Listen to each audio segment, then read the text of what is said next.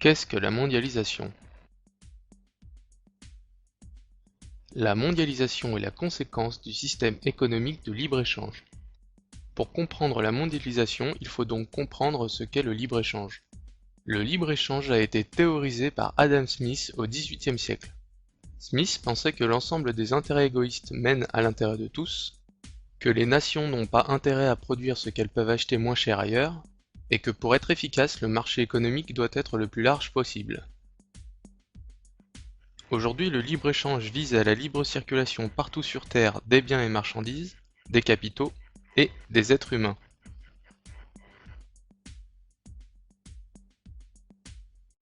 Les nations qui contrôlaient avant le marché se retrouvent sans aucun moyen d'agir sur lui.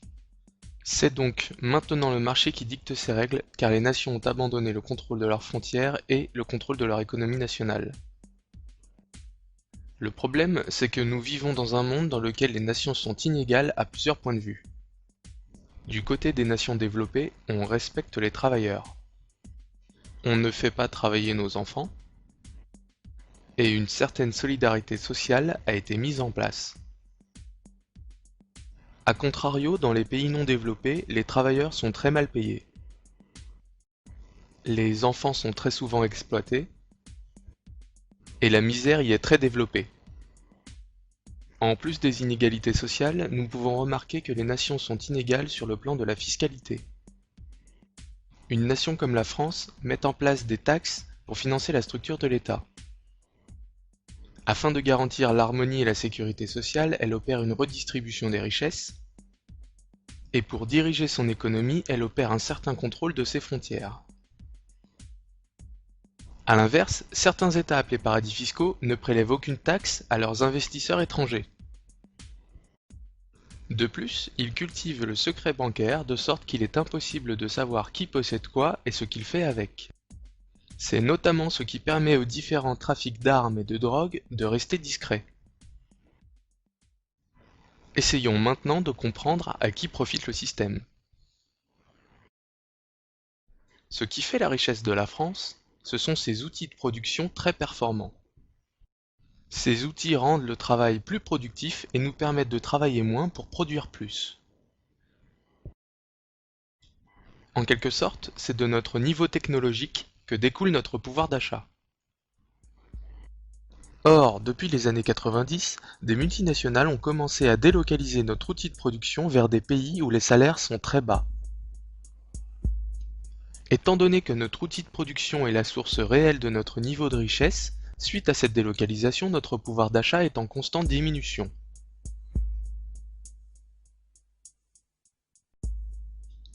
Or, un pays qui produit de moins en moins ne peut continuer à consommer autant, à moins de s'endetter. C'est à ce moment-là que les banques rentrent dans l'équation. Elles prêtent de l'argent aux particuliers pour combler la perte de pouvoir d'achat. Ces crédits à la consommation permettent de continuer d'acheter des produits venant de Chine. Mais ces crédits doivent être remboursés, et ils sont très chers. On rembourse souvent plusieurs fois la somme empruntée. La banque fait donc d'énormes bénéfices grâce aux intérêts qu'elle touche sur les prêts qu'elle accorde. Au fil du temps et des délocalisations, le pouvoir d'achat réel chute alors que le taux d'endettement des ménages augmente pour compenser la perte et représente en quelque sorte un pouvoir d'achat virtuel. Nous rentrons donc dans le cercle vicieux de l'endettement. Revenons maintenant aux multinationales. Nous achetons moins cher des marchandises produites en Chine, ce qui dans un premier temps nous paraît être une bonne affaire. Mais il faut bien être conscient que les salaires payés aux travailleurs en Chine sont indécents et ne permettent pas de vivre correctement. Les multinationales réalisent donc à leur tour d'énormes profits. Et dans un deuxième temps, les entreprises plus petites ayant fait le choix de continuer de produire en France font face à une concurrence déloyale et se voient obligées à leur tour de délocaliser ou de fermer leurs portes. Le libre-échange vise aussi à la libre circulation des capitaux. C'est dans ce contexte qu'apparaissent les paradis fiscaux. Ils permettent aux entreprises internationales d'y cacher leurs énormes bénéfices pour ne pas payer de taxes.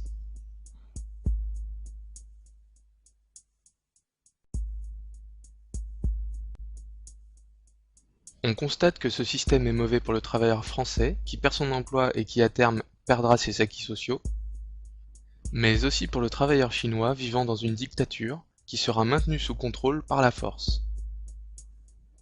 Et comme on trouvera toujours sur Terre des dictatures, où l'on peut payer des travailleurs une misère, on peut résumer en disant que ce système est mauvais pour les travailleurs de toutes les nations, les travailleurs des pays libres étant à terme obligés d'aligner leur salaire sur celui des travailleurs vivant dans des dictatures. Et au contraire, ce système est très intéressant pour les actionnaires des banques et des multinationales, qui représentent une élite financière qui opère depuis les nombreux paradis fiscaux en échappant à toute forme de contrôle. Ces gens sont très peu et on les appelle l'oligarchie financière mondiale.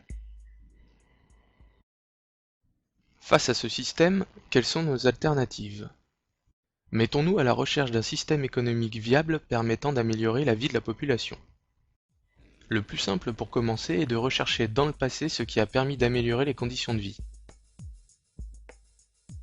En 1700, la population française ne comptait que 20 millions de personnes qui survivaient difficilement à cause des famines fréquentes. En 2000, la population française atteint 60 millions de personnes qui sont en grande majorité bien nourries. On doit donc se demander ce qui a permis ce miracle. En 1700, un paysan cultivait et récoltait de quoi nourrir difficilement un peu moins de 2 personnes. En 1800, les méthodes de travail du paysan ont peu changé, et il peine toujours à nourrir 2 personnes.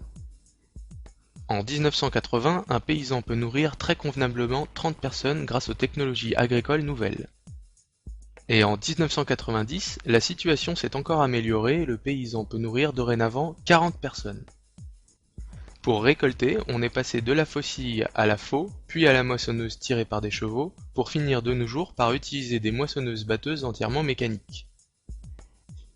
C'est donc le progrès technique qui améliore les conditions de vie de l'homme en rendant le travail plus efficace et moins pénible. On doit donc se demander comment générer les conditions du progrès technique. La première étape est la recherche scientifique pour comprendre comment fonctionne la nature. La deuxième étape consiste, après avoir compris un principe, de l'appliquer pour améliorer nos outils. Et parce que qui dit nouveaux outils dit nouvelles méthodes de travail, il faut faire un effort de formation de la population. Toutes ces étapes nécessitent de gros investissements.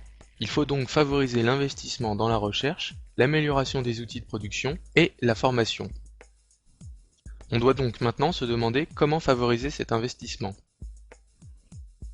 Prenons un exemple d'actualité, la concurrence étrangère. On prend l'exemple d'une voiture produite en France à un coût de 10 000 euros. La même voiture est produite à l'étranger à un coût de 8 000 euros.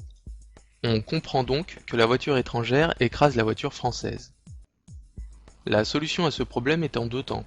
Premièrement, on introduit une taxe à l'importation permettant de rétablir une concurrence loyale entre les deux voitures. La voiture étrangère passe à 11 000 euros, et la concurrence s'établit alors en faveur du produit français. Et c'est seulement maintenant qu'il devient possible d'investir dans l'amélioration des usines françaises en introduisant des machines plus efficaces permettant d'effectuer la même tâche en moins de temps avec moins de pénibilité pour l'ouvrier. On augmente ainsi le nombre de voitures produites, ce qui a pour effet de réduire le prix de la voiture française à 7 000 euros. On pourra ensuite retirer les taxes à l'importation.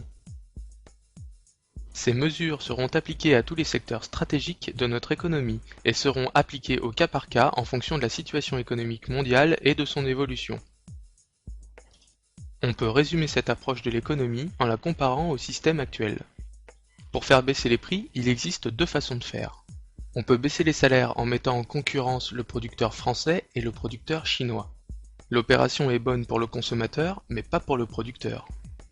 Le problème, c'est que la plupart des gens sont à la fois consommateurs et producteurs. La deuxième solution consiste à faire augmenter la productivité du travail. C'est-à-dire qu'on augmente le nombre de richesses générées par un travailleur avec le même temps de travail, ce qui fait mécaniquement baisser le prix des produits. Tout le monde est gagnant. Le producteur conserve son emploi, et le consommateur a à disposition des produits à un prix moins important. Le premier système est le système économique de libre-échange, où la concurrence entre travailleurs de tous les pays est mise en place et qui bénéficie seulement à une élite financière mondiale. Le deuxième système, qui est beaucoup moins connu, est le système d'économie physique. C'est le système économique qui avait cours pendant la période des 30 Glorieuses en France, qui a été la période la plus florissante pour notre économie. Récapitulons. Le système d'économie physique s'oppose au système de libre-échange et a comme but l'amélioration de la vie de tous les hommes. Son principe fondateur est l'amélioration de la productivité de la nation par le progrès technique. Ses moyens pour y arriver sont premièrement une politique d'investissement forte et deuxièmement la protection des secteurs économiques stratégiques pour la nation. On investit pour améliorer les outils de production afin de produire plus, mais on investit aussi dans tous les secteurs de base de notre économie, comme l'énergie, le transport ou la santé, afin de rendre globalement toute la nation plus efficace. Et pour que les secteurs stratégiques de notre économie ne meurent pas, on les protège de la concurrence extérieure déloyale, et l'État investit dans des grands travaux nationaux pour relancer la production et fournir un travail aux personnes qui étaient sans emploi.